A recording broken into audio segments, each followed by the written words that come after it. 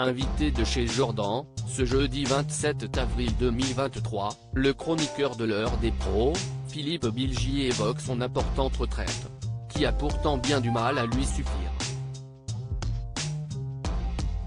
Une retraite étonnamment insuffisante. Philippe Bilgier était reçu dans l'émission chez Jordan, ce jeudi 27 avril 2023.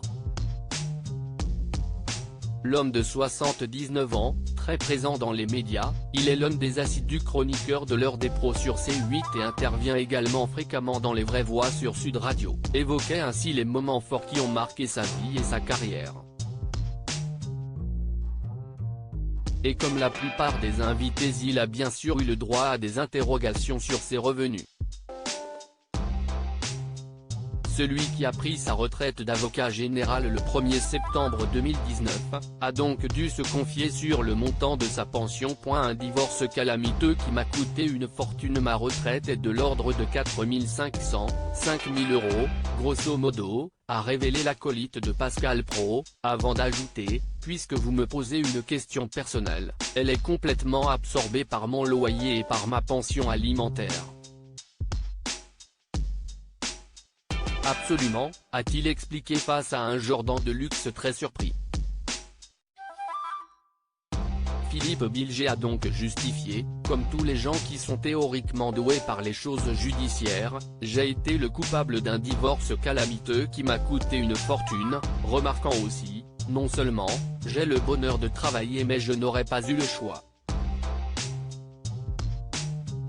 Et, de toute façon, je veux travailler, penser, écrire, parler, jusqu'au moment où on me dira que je suis complètement gâteux et qu'il faut arrêter. Philippe Bilgier très secret sur son salaire dans l'heure des pros.